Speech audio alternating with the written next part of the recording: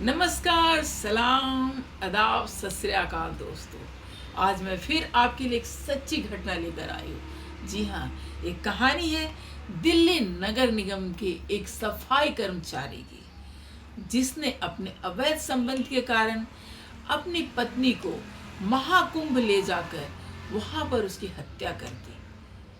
और हत्या करने से पहले महाकुंभ में स्नान किया, सेल्फी ली, फोटो को सोशल मीडिया पे अपलोड किया और उसके बाद एक होटल में ले जाकर उसकी हत्या कर दी। उसके बाद आरोपी कहानी बनाकर अपने परिवार को गुमराह कर रहा था, लेकिन बेटे के महाकुंभ पहुंचने के बाद इस हत्या का पूरी तरह से खुलासा हो गया।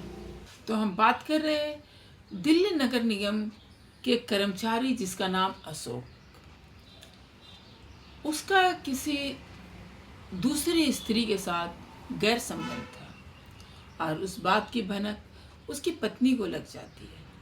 अब वो सोचता है किसी तरह से इसे ठिकाने लगा दिया जाए और वो बहाना करके अपनी पत्नी को महाकुंभ चलने के लिए कहते हैं, क्योंकि उसे मौका मिल गया कि महाकुंभ में तो बहुत घटनाएं घट रही है, तो एक घटना और सही। और वो अपनी पत्नी को ले जाता है महाकुंभ। वहाँ जाकर फिर वो एक अपने मौसी के बेटे को कहकर एक रूम लेता है और उस रूम में 500 रुपये के किराए वाले रूम लेता है और फिर जाता है, स्नान करता है, वहाँ पर वीडियो बनाता है, फ़ोटो खींचता है और उसे सोशल मीडिया में अपलोड कर देता है। इसके बाद फिर होटल में वापस आता है। वहाँ आने के बाद उसकी पत्नी बाथरूम में जाती है, तब तक में चाकू निकाल कर रखता है और जैसे ही बाथरूम से वापस आती है उस चाकू से उसकी हत्या कर देता है। हत्या करने के बाद वह दूसरे दिन यानी कि 18 फरवरी को, यह घटना है 17 फरवरी की, और फिर 18 फरवरी को अपने रोते हुए फ़ोन करता है अपने बच्चों को और रोते रोते कहता है कि तुम्हारी माँ नहीं मिल रही है। बच्चे भी डर जाते हैं, पूछते हैं आपने चारों तरफ ढूंढ लिया? रोते रोते कहता है हाँ मैंने चारों तरफ ढूंढ लिया, लेकिन वो कहीं नहीं मिल रही है। तो बच्चे भी काफ़ी परेशान हो जाते हैं कि माँ नहीं मिल रही है। आप घबराइए मत, माँ मिल जाएगी, आप ढूंढते रहिए, जाके नज़दीक में जो भी पुलिस स्टेशन है वहाँ पर रिपोर्ट लिखवाइए। उसके बाद बच्चे यहाँ पर अपनी मामा से कहते हैं कि ऐसी ऐसी बात है, हमें महाकुंभ चलना पड़ेगा और अपनी माँ को ढूंढना पड़ेगा। तो दोनों बेटे जो होते हैं अपने मामा के साथ महाकुंभ पहुँच जाते हैं। वहाँ जाकर ढूंढते रहते हैं, पुलिस में रिपोर्ट लिखाते हैं। इसके बाद लोग फ़ोटो दिखाते हैं, जिस तरह से पुलिस वाले बोलते हैं कि हाँ एक हत्या का मामला तो आया हुआ था, आप चलिए आप लोग देख लीजिए, फ़ोटो की लाश की शिनाख्त कर लीजिए।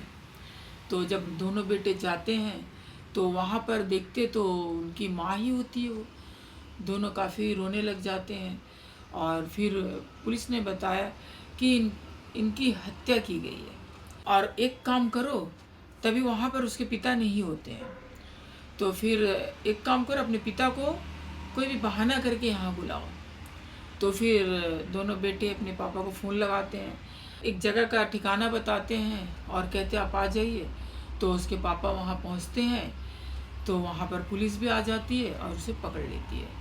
पकड़ने के बाद उसके अच्छे से डांट फटकार लगाती है, सख्ती से पेश आती है, तब वो अपना गुनाह जो है कबूल करता है और कहता है मेरे गैर संबंध के बारे में मेरी पत्नी को पता चल गया था और इसकी वजह से हमेशा हमारे बीच लड़ाई झगड़े होते थे और यही वजह है जो मैंने उसे अपने रास्ते से हटा दिया।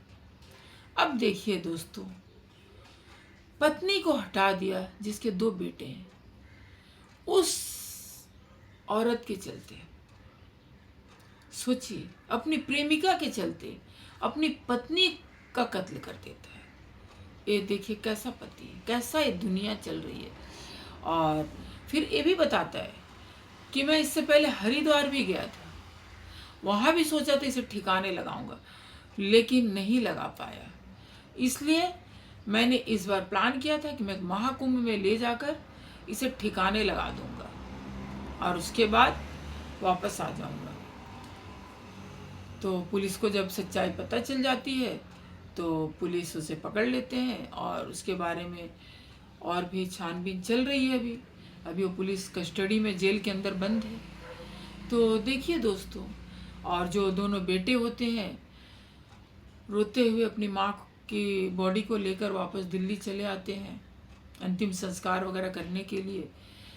तो देखिए दोस्तों, एक तरफ आप महाकुंभ में जाते हो पुण्य करने के लिए, अपने पाप को धोने के लिए, वहीं पर कुछ लोग ऐसे भी हैं जो पाप करने जाते हैं।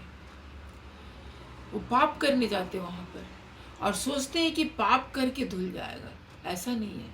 कहते हैं ना, झूठ के दिन लंबे नहीं होते और सच तो सच ही है। एक न एक दिन आपका सच सबके सामने आ ही जाता है। तो वही हुआ अशोक के साथ, उसका सच सामने आ गया। अब वो न घर का रहा न घाट का। अब बच्चे तो कभी माफ़ करने से रहे क्योंकि उसकी माँ चली गई, और वो भी किसके लिए? एक प्रेमिका के लिए। तो हमारा मकसद किसी की भावनाओं को ठेस पहुंचाना नहीं था। हम समाज में हो रहे इस तरह के अत्याचार से आप लोगों को अवगत कराना चाहते हैं ताकि हमेशा सावधान रहे, सतर्क रहे। जरूरी नहीं है कि पति को पत्नी से खतरा है या पत्नी को पति से खतरा है। किसी को भी किसी से खतरा हो सकता है, और आजकल तो रिश्तों में दरार पड़ना बहुत आम बात है। तो हमेशा अपने आप को सावधान रखिए, सुरक्षित रहिए। हमारा तो यही उद्देश्य है, ताकि आप लोगों को पहुंचाऊं जो भी आजकल हो रहे हैं समाज में, इनसे आपको अवगत कराऊं ताकि आप लोग भी थोड़ा सा अलर्ट हो जाइए, इस तरह की घटनाओं से बच के रहिए। और अगर हमारी कहानी आप लोगों को अच्छी लगी तो फिर लाइक शेयर सब्सक्राइब करना बिल्कुल मत भूलिएगा, कीजिए ताकि मुझे थोड़ा सा मोटिवेशन मिले, तो मैं और भी सच्ची घटनाएं आपको सुनाती रहूँगी। नमस्कार।